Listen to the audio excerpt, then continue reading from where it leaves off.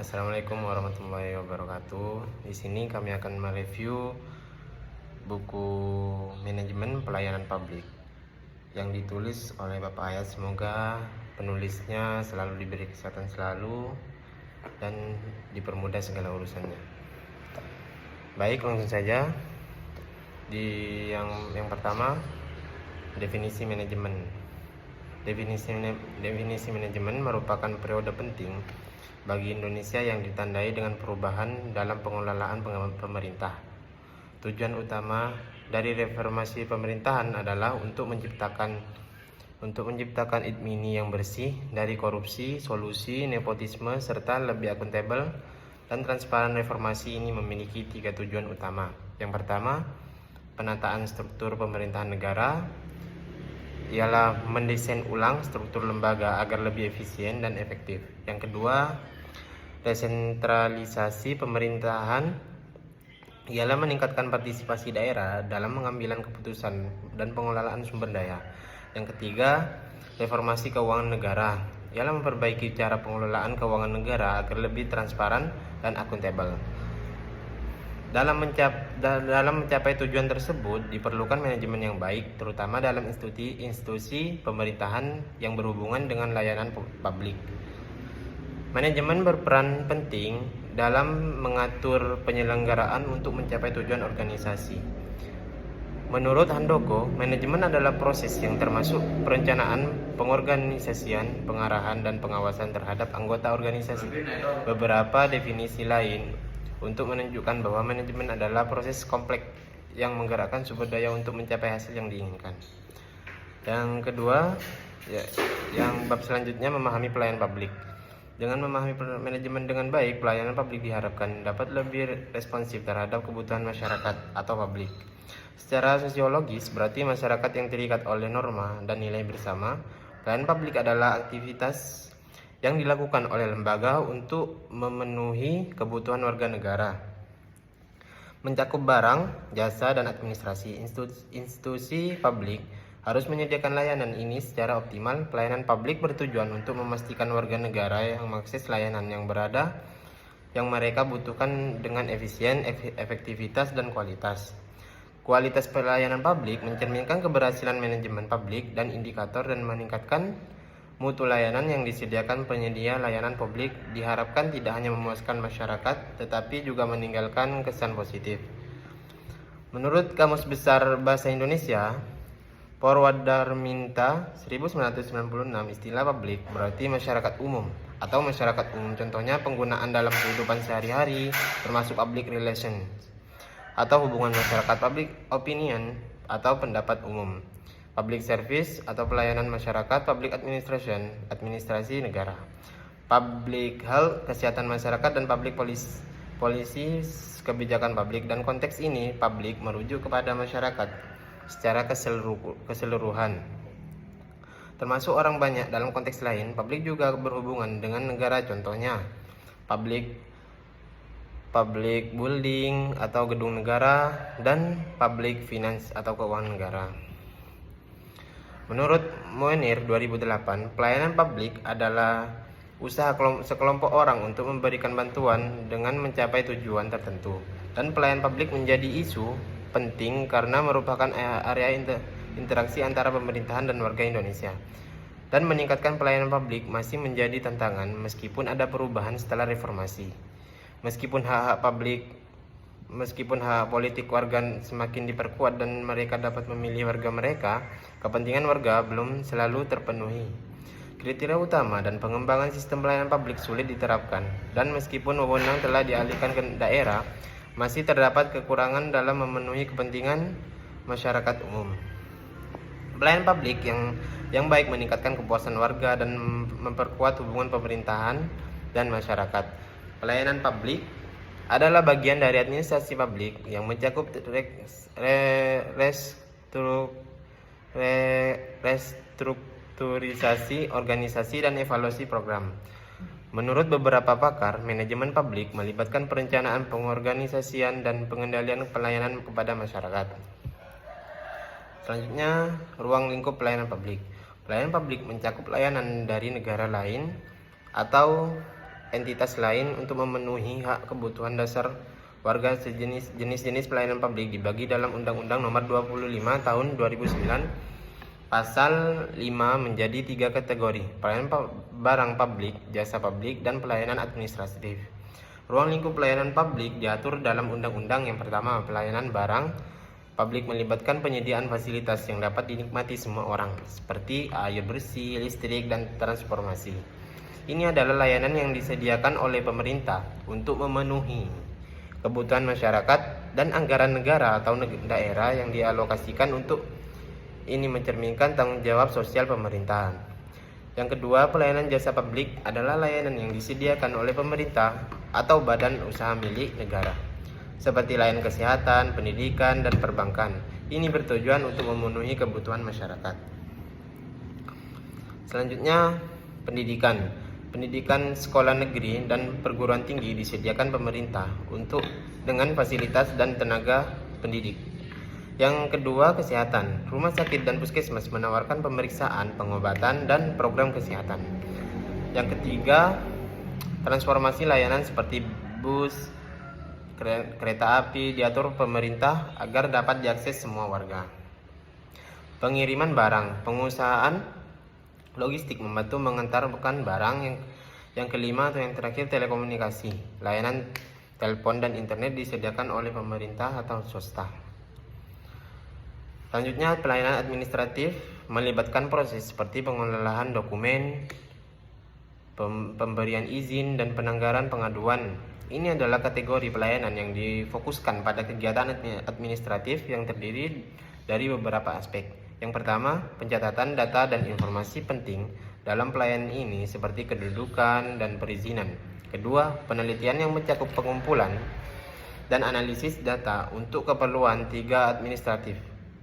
Yang ketiga, pengambilan keputusan yang didasarkan pada informasi yang ada dapat terkait izin atau rekomendasi. Dokumentasi yang akurat juga merupakan bagian penting, termasuk pembuatan dokumen resmi. Selain itu, kegiatan tata usaha lainnya seperti persiapan dan pengelolaan surat menyurat juga termasuk dalam pelayanan administratif. Permasalahan utama terletak pada implementasi yang seringkali tidak sejalan dengan harapan masyarakat, sehingga penting bagi pemerintah untuk menjamin kualitas pelayanan. Yang bab ketiga, hukum pelayanan publik di Indonesia. Hukum pelayanan publik di Indonesia memiliki tanggung jawab untuk menyediakan pelayanan publik sebagai bagian dari pengelolaan kehidupan masyarakat. Pelayanan ini meliputi layanan barang dan jasa dari sektor publik yang harus sesuai dengan kebutuhan masyarakat dan peraturan hukum. Namun, regulasi yang berbeda-beda menjadikan pengelolaan pelayanan publik di Indonesia sulit. Untuk diperlukan penelitian untuk menemukan struktur hukum terbaik untuk administrasi negara dan responsif dan melibatkan partisipasi. Kegiatan seperti bulan pelayanan publik juga telah dilakukan, namun penelitian masyarakat terhadap pelayanan publik masih rendah. Hal ini disebabkan oleh kurangnya perilaku positif dari petugas birokrasi yang berhubungan langsung dengan masyarakat. Dasar hukum pelayanan publik. Undang-Undang Nomor 25 Tahun 2009 tentang pelayanan publik mengatur hak dan tanggung jawab negara dalam memberikan layanan kepada warga negara dan penduduk. Undang-undang ini ditetapkan standar pelayanan yang mencakup aspek hukum, persyaratan, sistem, biaya, dan jaminan pelayanan. Pasal 4 menjelaskan prinsip-prinsip pelayanan publik yang meliputi 1. Kepentingan umum, pelayanan harus berorientasi pada masyarakat. 2. Kepastian hukum, warga negara berhak menerima layanan sesuai hukum. Yang ketiga, kesamaan hak. Kesamaan hak, setiap individu memiliki hak yang sama dalam memperoleh pelayanan. Yang kelima, yang keempat, keseimbangan hak dan kewajiban, mempertimbangkan hak dan kewajiban semua pihak. Yang kelima, keprofesionalan. Penyelenggara harus memiliki kompetensi yang baik. Yang terakhir atau yang keenam, partisipatif. Masyarakat berhak ikut serta dalam proses pelayanan. Regulasi pelayanan publik. Berdasarkan penjelasan tersebut, terlihat pentingnya komitmen dari penyelenggara pelayanan dan Undang-Undang Dasar Negara Republik Indonesia tahun 1945 menegaskan tanggung jawab negara dan memberikan layanan. Selain itu, berbagai peraturan juga mengatur pelayanan publik, menciptakan 14 aspek yang harus dipenuhi termasuk dasar hukum, persyaratan, sistem, dan prosedur, waktu penyelesaian biaya, produk layanan, sarana, kompetensi pelaksana, pengawasan internal, penanganan pengaduan, jumlah pelaksana, jaminan pelayanan, jaminan keamanan, dan evaluasi kinerja. Pelayanan publik adalah kerangka hukum yang mengatur penyelenggaraan layanan oleh pemerintah untuk memenuhi kebutuhan warga. Menurut beberapa ahli, pelayanan publik adalah tindakan lembaga untuk memenuhi kebutuhan masyarakat, memberikan layanan sesuai prinsip yang ditetapkan, serta beroperasi profesional dengan fokus pada kepuasan publik. Regulasi harus menghasilkan layanan berkualitas dan berfokus pada kepuasan masyarakat. Di Indonesia, regulasi ini terlihat dalam Undang-Undang Nomor 25 Tahun 2009 tentang pelayanan publik dan Peraturan Menteri Nomor 19 Tahun 2021 yang menetapkan standar pelayanan. Tingkat kepatuhan terhadap regulasi berpengaruh pada kualitas layanan, di mana kepatuhan rendah dapat menyebabkan masalah seperti administrasi dan ketidakpastian waktu pelayanan.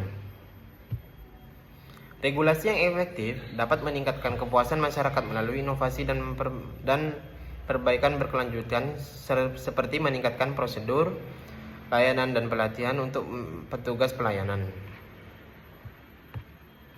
Selanjutnya bab 4. Prinsip pelayanan publik. Prinsip pelayanan publik merupakan kepercayaan masyarakat terhadap pemerintah. Dalam memberikan layanan publik sering mengalami tantangan. Penguasa cenderung menggunakan sektor layanan publik untuk menjaga kekuasaan, seringkali mengabaikan profesionalisme penyelenggara layanan.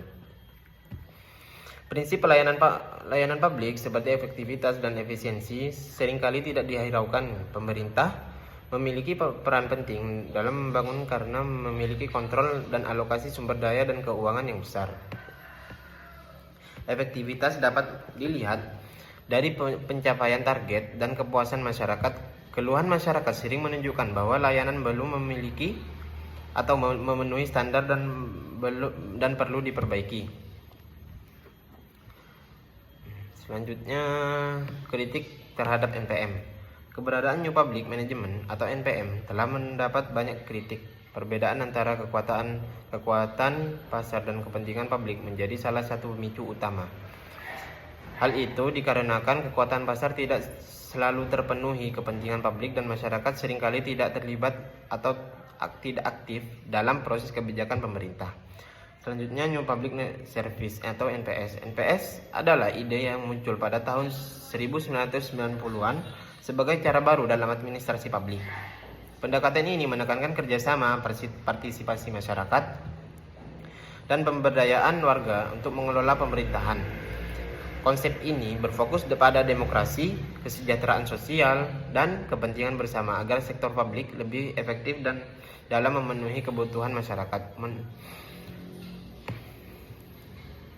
NPS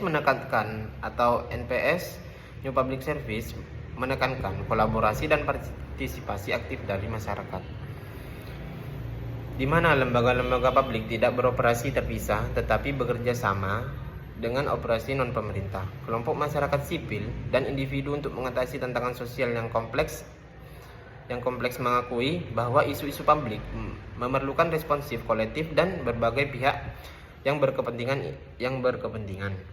Pendekatan ini bertujuan untuk menciptakan tata kelola yang lebih responsif, adaptif, dan bertanggung jawab.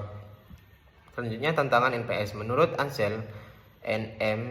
Gas 2008, tantangan dan peluang dalam pengelolaan New Public Service atau NPS di era digital mencakup beberapa aspek. Yang pertama, keamanan siber menjadi tantangan utama di mana pemerintah harus melindungi sistem dari ancaman tersebut. Kedua, kesenjangan digital bisa menyebabkan ketidakaktifan atau ketidakadilan dalam akses teknologi, sehingga pemerintah perlu memberikan kesempatan yang setara bagi semua warga. Ketiga, manajemen data sangat penting karena banyaknya yang dikumpulkan harus dikelola dengan etis. Keempat, meskipun teknologi memfasilitasi keterlibatan warga, ada hambatan seperti kurangnya kepercayaan terhadap penggunaan data pribadi. Kelima, layanan digital dapat meningkatkan aksesibilitas, tetapi tidak menyulitkan individu yang tidak terbiasa dengan teknologi. Selanjutnya, bab kelima, pengertian kualitas pelayanan publik. Dalam Undang-Undang Nomor 25 Tahun 2009 tentang pelayanan publik diartikan sebagai kegiatan yang bertujuan untuk memenuhi kebutuhan warga negara dan atas barang, jasa, dan pelayanan administratif. Penyelenggara pelayanan publik biasanya pemerintah memiliki dua fungsi utama, yaitu fungsi regulasi dan pelayanan. Fungsi regulasi berhubungan dengan pembuatan dan penegakan peraturan untuk menjaga stabilitas masyarakat, sementara fungsi pelayanan terikat dengan penyediaan layanan bagi masyarakat, seperti kesehatan, pendidikan, dan infrastruktur. Selanjutnya, penyediaan 3 jenis pelayanan penting bagi pemerintah untuk memenuhi kebutuhan masyarakat secara menyeluruh. Pemerintah harus berusaha memberikan pelayanan administratif yang efisien dan transparan, memastikan akses terhadap barang-barang penting, dan menyediakan layanan masyarakat dan menyediakan kualitas tinggi untuk pelayanan masyarakat. Kualitas adalah konsep relatif dan bergantung pada konteks serta sudut pandang dari persyaratan yang telah ditetapkan. Jika persyaratan terpenuhi atau terlampaui, kualitas dinilai dengan baik, tetapi sebaliknya jika tidak terpenuhi, kualitas dianggap buruk. Yang selanjutnya, dimensi kualitas pelayanan publik. Dimensi kualitas pelayanan publik terdiri dari beberapa aspek yang menentukan kualitas layanan publik dari institusi publik. Menurut Zaidham, Parasuraman, dan Berry 2011, ada 5 dimensi yang digunakan untuk mengukur kualitas pelayanan yang dirasakan oleh konsumen, yaitu yang pertama, tangibles atau bukti fisik, yang kedua, reliability, yang ketiga, responsiveness, yang keempat, assurance, yang kelima, empati. Selanjutnya, unsur-unsur kualitas pelayanan publik. Unsur-unsur kualitas pelayanan publik melibatkan berbagai faktor yang saling mendukung, termasuk yang pertama, sistem prosedur dan metode yang memastikan kelancaran layanan. Yang kedua, personel dan profesional, disiplin dan terbuka terhadap kritik dan masyarakat memenuhi kualitas pelayanan. Yang ketiga, sarana dan prasarana yang memadai serta ruang kerja dan fasilitas yang nyaman. 4. Masyarakat sebagai pelanggan yang memiliki beragam kebutuhan yang harus disesuaikan dalam layanan. Yang kelima, kejelasan informasi tentang prosedur yang mudah dipahami. Yang keenam, kepuasan penggunaan layanan yang harus seimbang dengan kewajiban untuk memenuhi prosedur. Selanjutnya, faktor kualitas pelayanan publik. Faktor kualitas pelayanan publik itu terdiri dari 10 aspek utama untuk menentukan kualitas pelayanan publik. Yang pertama, konsistensi dan kepercayaan. Yang kedua, responsivitas. Yang ketiga, kompetensi. Yang ketiga, aksesibilitas. Yang keempat, kesatuan. Yang kelima, komunikasi. Yang keenam, kredibilitas. Yang kedelapan, keamanan security. Yang kesembilan, pemahaman terhadap pelanggan. Yang ke-10, aspek non-fisik. Ya, bab 4. Bab 4, pelayanan prima. Pelayanan prima adalah pelayanan publik dan adalah bagian penting dari kehidupan masyarakat yang mencakup pendidikan, kesehatan, transportasi, dan pemerintahan. Ini merupakan tanggung jawab pemerintah untuk memenuhi kebutuhan dasar warga negara sesuai dengan Undang-Undang Dasar 1945. Selanjutnya, bab 6. Bab 6, permasalahan pelayanan. Permasalahan pelayanan, perkembangan pelayanan publik di seluruh dunia termasuk Indonesia mengalami perubahan karena kebutuhan masyarakat yang selalu berubah. Yang terus berubah, reformasi publik bertujuan untuk memberikan pelayanan yang lebih baik, efisien, dan responsif terhadap kepentingan masyarakat. Era reformasi membawa perubahan signifikan dalam pelayanan publik dengan pendekatan diregulasi Setengah hati, pendekatan ini tidak sepenuhnya bertujuan untuk efisiensi. Meskipun reformasi telah berlangsung selama 10 tahun, masih banyak tantangan dalam penyelenggaraan pelayanan publik di Indonesia. Pemerintah berusaha memperbaiki kualitas layanan dengan memutuskan atau merumuskan undang-undang pemerintahan daerah untuk memberi lebih banyak kewenangan kepada daerah.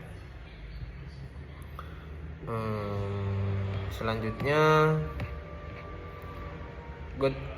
clean governance. Good governance adalah konsep penting dalam perkembangan sistem pemerintahan yang menekankan integritas, transparansi, dan partisipasi aktif semua pemangku kepentingan. Tujuan ini utamanya adalah menjalankan pemerintahan yang mencerminkan kebutuhan dan aspirasi masyarakat secara keseluruhan. Sistem good governance memberikan ruang bagi partisipasi masyarakat dalam perencanaan, pelaksanaan, dan evaluasi kebijakan publik, memastikan suara masyarakat didengar dalam pengambilan keputusan.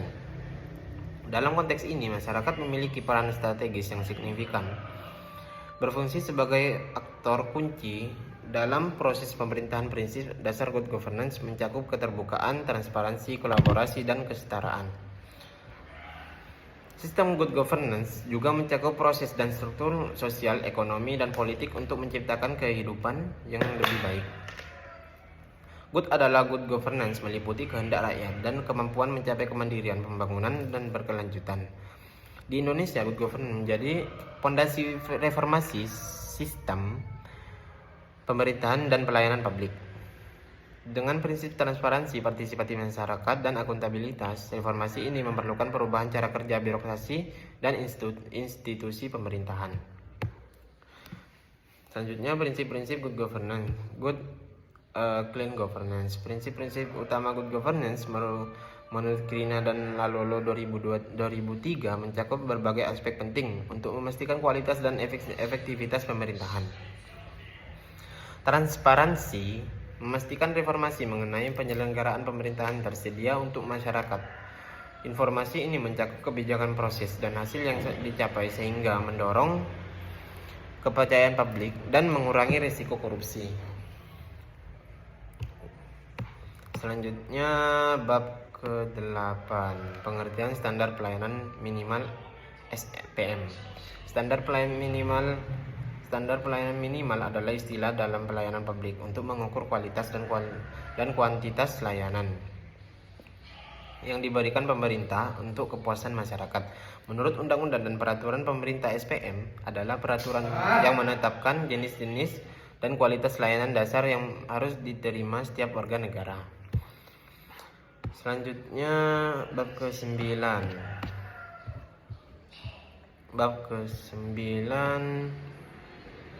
Pelayanan publik dasar adalah hak yang diatur dalam Undang-Undang Nomor 25 Tahun 2009 di Indonesia. Namun, masih banyak masalah dalam pelayanan publik termasuk di pendidikan, kesehatan, dan administratif. Pelayanan publik harus memenuhi standar kualitas yang baik untuk mencapai hal-hal yang penting memiliki staf dan kompeten dan memahami prinsip pelayanan. Sejak kemerdekaan, birokrasi memiliki peran penting di Indonesia, namun citra dan kinerjanya masih memuaskan setelah reformasi pada tahun 1998. Kinerja sektor publik. Pembahasan sebelumnya menunjukkan pentingnya kinerja sektor publik adalah mencapai tujuan organisasi. Ketidakpuasan masyarakat terhadap kinerja pemerintah menjadi tanda bahwa perhatian terhadap kinerja dan sektor ini perlu ditingkatkan. Selanjutnya, bab ke-10, budaya, etika, dan kode etik pelayanan publik. Konsep pelayanan publik dapat dipahami dalam dua cara, yaitu secara sempit dan secara luas. Dalam arti secara sempit, pelayanan publik mencakup penyediaan barang dan jasa oleh pemerintahan kepada masyarakat. Dalam arti secara luas, pelayanan publik menekankan prinsip administrasi publik yang berorientasi pada kepentingan masyarakat. Etika dalam administrasi publik mencakup makna yang berbeda dan pendekatan yang beragam. Aristoteles mendefinisikan etika sebagai filsafat moral yang mempelajari perilaku dan kebiasaan masyarakat. Selanjutnya, peran etika dalam mewujudkan good governance. Pelayanan publik adalah bagian penting dari pemerintahan untuk memenuhi kebutuhan masyarakat. Namun, ada beberapa tantangan dalam penerapan etika pada pelayanan publik, terutama di Indonesia. Masalah utama termasuk kurangnya transparansi, prosedur yang rumit, dan sikap pelayanan yang tidak memadai dari aparatur. Ini dapat mengurangi integritas dan kepercayaan masyarakat terhadap pemerintah. Selanjutnya, bab 11. Akuntabilitas pelayanan publik. Akuntabilitas publik adalah dasar etika dalam administrasi publik dan pemerintahan berhubungan dengan pelaksanaan tugas lembaga eksekutif, legislatif dan yudikatif. Keberhasilan pemerintahan bergantung pada kemampuan ketiga lembaga ini dan melaksanakan tugasnya dengan baik. Yang kedua, elemen-elemen dan akuntabilitas. Dalam menjelaskan tipologi akuntabilitas, Wiranto 2012 mengklasifikasikan jenis akuntabilitas menjadi 3. Yang pertama, akuntabilitas politik, dan yang kedua, akuntabilitas finansial, yang ketiga, akuntabilitas administratif. Selain itu, menurut Jabra dan Dwi Wedi terdapat 5 macam akuntabilitas, termasuk akuntabilitas administratif, legal, politik, profesional, dan moral. Akuntabilitas dalam organisasi publik mengacu pada 4 dimensi penting, yaitu kejujuran, hukum, proses dan program untuk semuanya berkontribusi terhadap tata kelola yang baik. Yang selanjutnya, transparansi. Transparansi semakin penting dalam pemerintahan karena masyarakat menghargai keterbukaan pemerintahan. Yang kurang transparan dianggap tidak baik. Dalam pelayanan publik, transformasi adalah ciri dari good governance. Good governance memprioritaskan transparansi dalam setiap tahap pemerintahan, dari perencanaan hingga evaluasi. Selanjutnya, bab ke-12, inovasi pelayanan publik. Inovasi pelayanan publik mengubah cara pemerintahan memberikan layanan kepada masyarakat. Inovasi ini bukan hanya soal meningkatkan kecepatan atau kualitas, tetapi juga interaksi dengan warga. Inovasi membantu pemerintahan berpikir kreatif dan menciptakan solusi yang efektif. Selanjutnya,